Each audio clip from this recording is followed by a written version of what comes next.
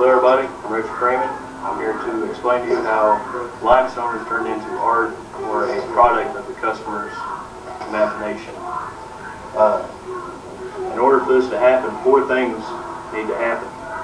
First is an idea. The customer's imagination will either come up with an idea of what they want as a finished product, or they will see it somewhere and basically get the idea of what they want. Next thing needs to happen is the type of limestone that's going to be used for the product. After the stone's picked, they can basically pick the tools that's going to use to cut or carve the limestone. Then once the tools are picked, then the cutter can start working with the limestone. The idea is, formed by the customer. Like I said before, they can get it from anywhere. Whether they see it somewhere in somebody's yard, somebody's house, wherever the case may be, they will get an idea. Don't know how else to word that. Once they get the idea, they'll go to a limestone company and present their idea to the company. The company will then take the idea and put it on paper. Once they put it on paper, they'll see a 2D version of a finished product. It'll have dimensions on it, it'll have how tall it is, what type of stone it is, everything. Speaking of types of stone, there's basically 3 different types of stone. You have gray stone, which, the color speaks for itself, it's gray. It's not a dark gray, but it's not a real light gray either. It's not very porous.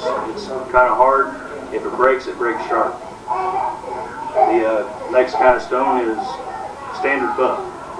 Standard buff is kind of a little bit darker than an off-white. It's pretty porous and soft to work with. If it breaks, it'll break off rough but not sharp. The last type of stone is variegated. Variegated is kind of a mix between gray and standard buff. It has a lot of rust in it, so it has kind of an orangish color in places. Other places will be gray, and then again other places will be darker than off-white. Once the stone's picked out of what the finished product is going to be made out of, then the tools need to be picked out. If it's a big piece, they're going to use big tools. If it's a small piece, they're going to use smaller tools. If it gets into real fine details, then they use air hammers, such as this one here, which just has air that runs through it, works a cylinder in the chamber, and the chisel slides into the end of it, which basically chisels the stone away, similar to a hammer and chisel method, where the chisel's held in one hand and the hammer in the other, just beat the chisel. The advantage to air hammer versus a regular hammer and chisel is you have a lot more control with the air hammer.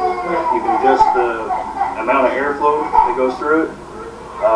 You can stop it with it before it actually breaks off real deep. Another option, as I mentioned earlier, is a saw. This one here is a 4.5-inch angle grinder. They got bigger hand saws, or they actually have saws that range from roughly about 3 foot in diameter blades. Hand saw, they can carve, or not carve, but cut away bigger chunks of stone than they can chisel away with the air hammer.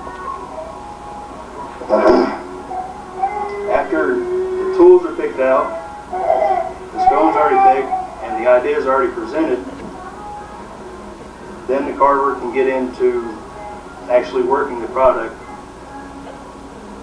make a finished product basically.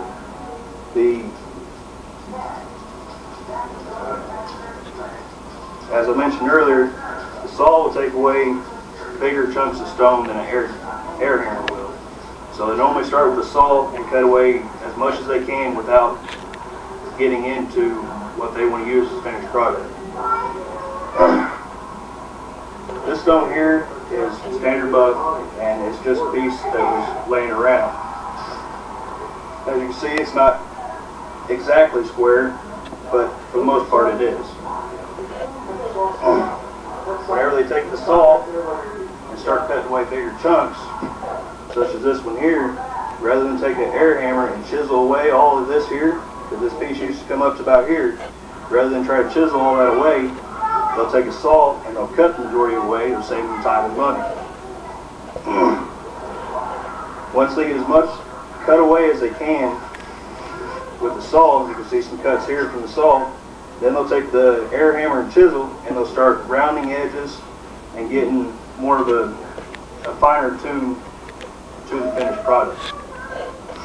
Once they get as best as they can with the air hammer, then they'll move on to sandpaper and actually sand it down to a smooth surface, or if the finished product is supposed to have a rough surface, they can rough it up with a higher grade sandpaper, or they can leave it chiseled with the air hammer. Basically, to get limestone to turn into a finished product, a customer has to come up with an idea of what they want. Once the idea is presented to the company, they will put it on paper and pick out the type of stone they want it made out of. Once the stone's picked out, the carver will pick out the tools he's going to use to make the product. When the carver is done with the product, they calls the customer comes in and picks up the product.